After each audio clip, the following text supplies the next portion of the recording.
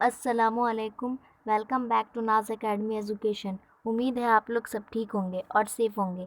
तो आज हम देखने वाले हैं 10th class Urdu medium Maharashtra board का जो हिंदी लोकवाणी है 10वीं क्लास का, उसका छठा है, पठनार्थ है।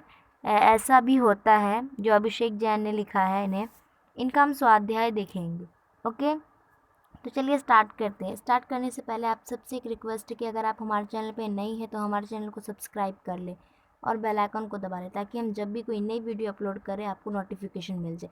हम आपको ऐसा इसलिए कह रहे हैं क्योंकि हमारे इस नाज एकेडमी एजुकेशन चैनल पर आपके लिए काफ़ी हेल्पफुल है। 8, 9, 10th Maharashtra board Urdu medium student के लिए मैं बोल रही हूँ।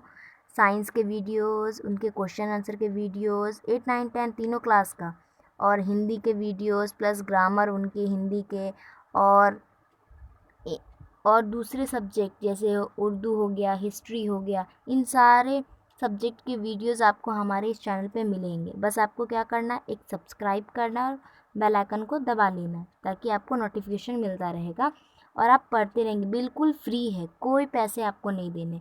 और आपको एक और बात बता दूं कि आप लोग डिस्क्रिप्शन बॉक्स चेक कर लिया करें, क्योंकि वहाँ आपकी हेल्प के लिए कोई ना कोई वीडियो मौजूद रहती है। ठीक है। और मैं 8, 9, 10th क्लास का जो साइंस का वीडियोज़ वो भी लिंक डिस्क्रिप्शन बॉक्स में दे दूँगी, ताकि जिन्होंने वो पार्ट्स वगैरह यानी आपने चैप्टर्स वगैरह नहीं समझे हो तो समझ लेंगे।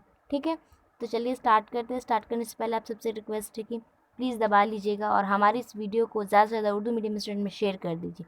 चलिए स्टार्ट करते हैं। ऐसा भी होता है, इसका स्वाध्याय यानी क्वेश्चन आंसर देखते हैं।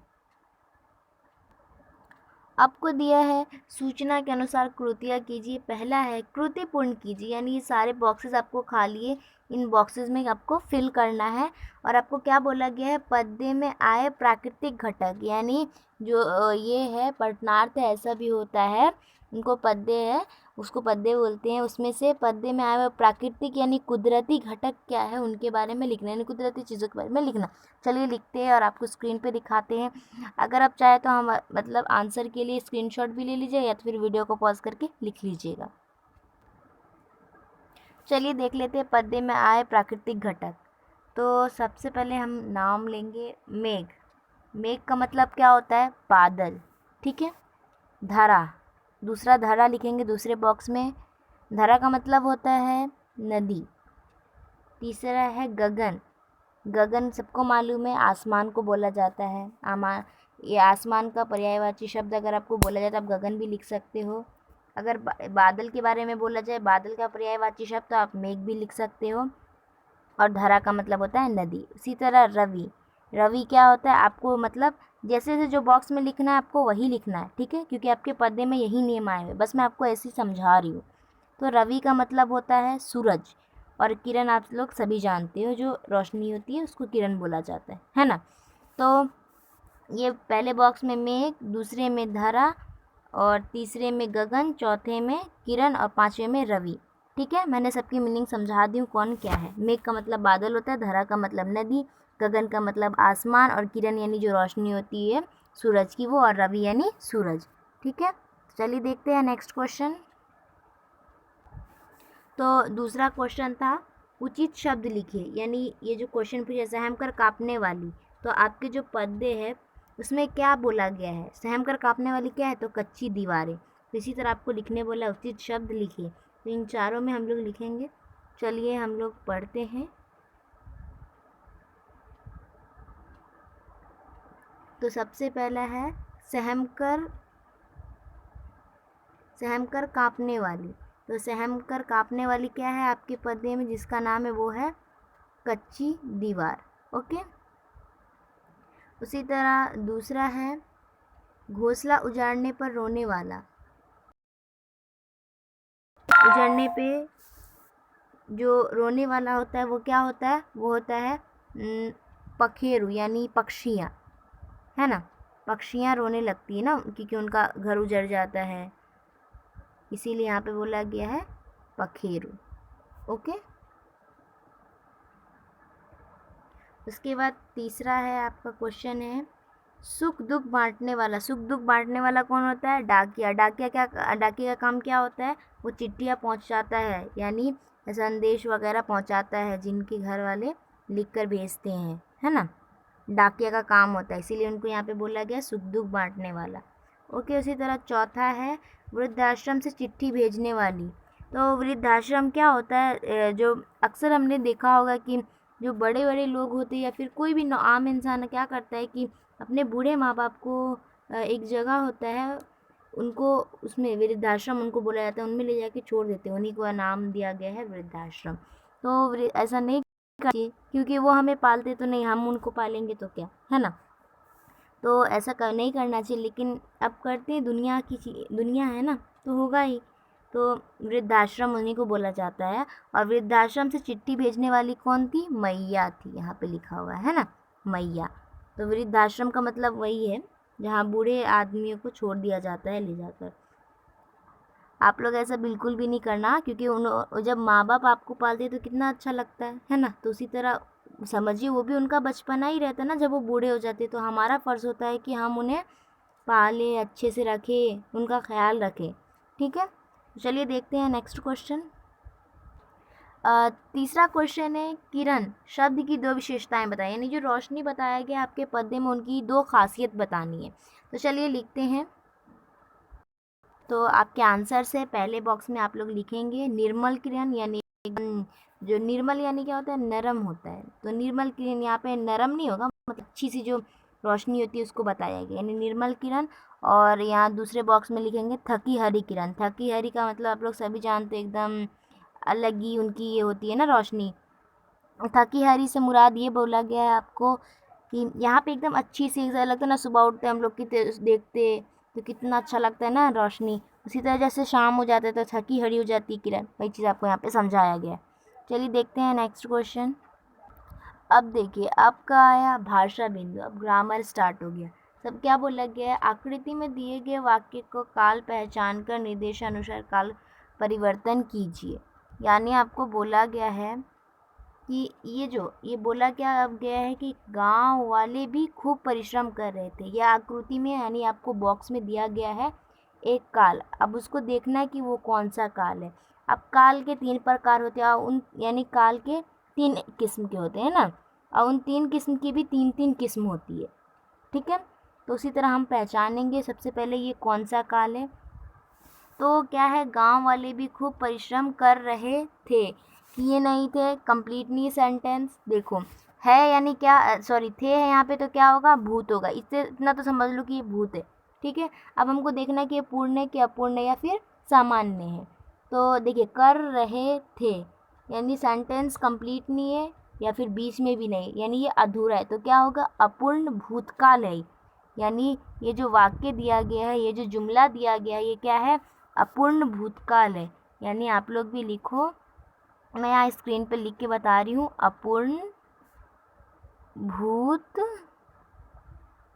आगे काल लिखा हुआ है ना, अपूर्ण भूतकाल। ठीक है, तो आप लोग ये लिख लो। उसके बाद नेक्स्ट क्वेश्चन, मतलब जो इसी में बताया गया है, इसको मैं हटा देती हूँ पहले, क्योंकि स्क्रीन हमारा छोटा है ना।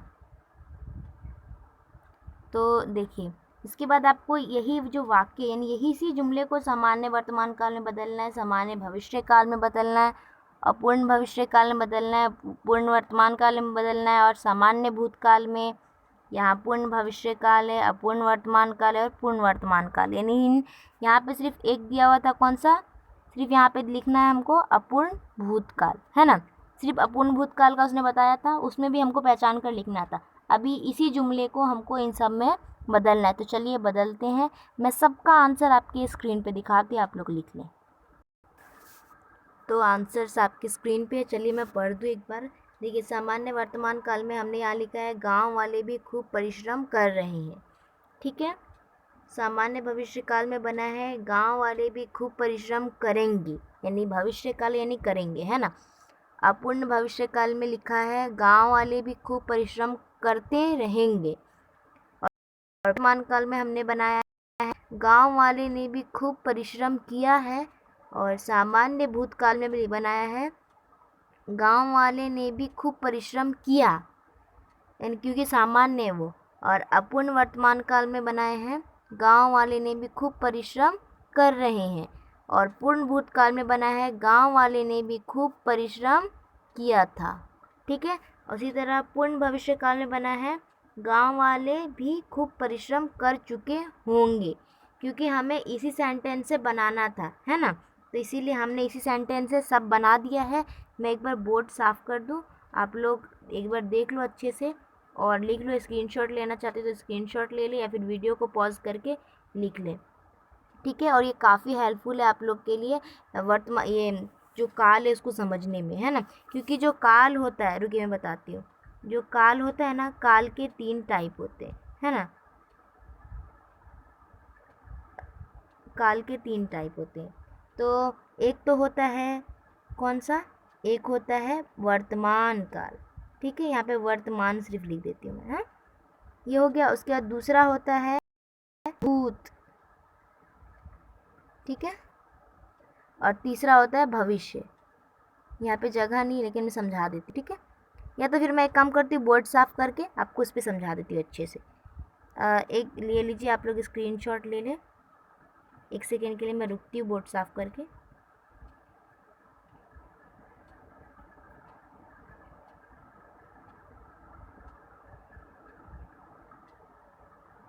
उम्मीद है आप लोग स्क्रीनशॉट ले लिए होंगे। तो चलिए मैं इसको हटा देती हूँ और आपको अब समझाती हूँ।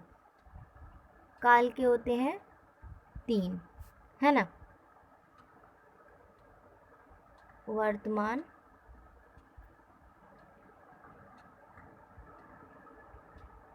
भूत, भविष्य।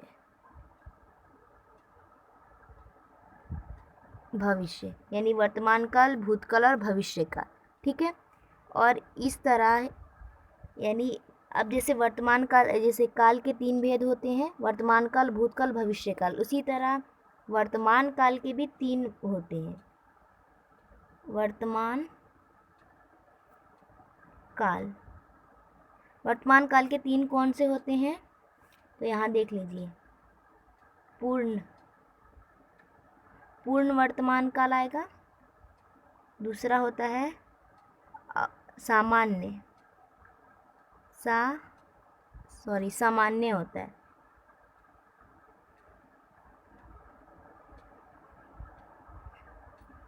मैं यहाँ लिख देती हूँ सामान्य। और इसका तीसरा होता है अपूर्ण।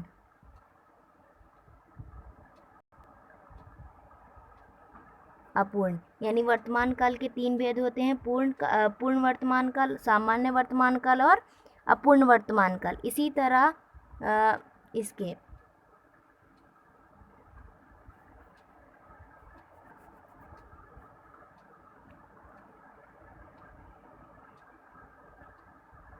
इसी तरह भूतकाल के भी 3 होते हैं, यही 3।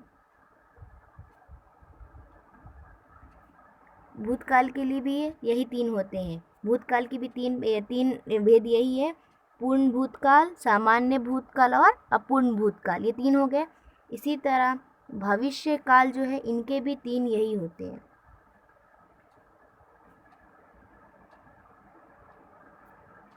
भविष्य काल, ठीक है।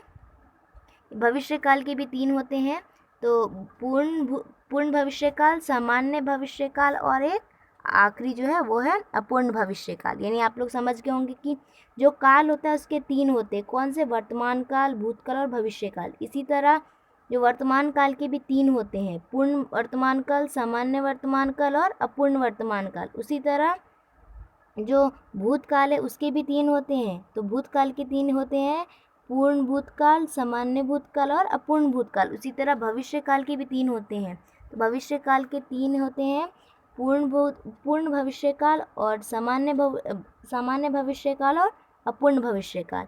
ठीक है, उम्मीद है आपको समझा होगा। तो जो आपका जो ग्रामर था, भाषा बिंदु, अगर आप एग्ज़ाम के लिए आपको काफ़ी हेल्पफुल है वो। अगर आप ना समझ में आए तो उसे देख लेंगे तो बिल्कुल समझ में आ जाएगा और आपके दिमाग में भी सेट हो जाएगा। मिलते हैं नेक्स्ट वीडियो में, जब तक के लिए अल्लाह हाफिज़, टेक केयर। आप लोग अपना ख्याल रखिए और मुझे सपोर्ट कीजिए, मेरे चैनल को सब्सक्राइब कीजिए। ठीक है। तो अल्लाह हाफिज़, टेक केयर। और जिन्हें ना पता हो ना इस चैनल के बारे में प्लीज़ बताइए, क्योंकि कोई पैसे नहीं लगते, सिर्फ आपको सब्सक्राइब करना और पढ़ाई करते रहना। चलिए, अल्लाह हाफिज़।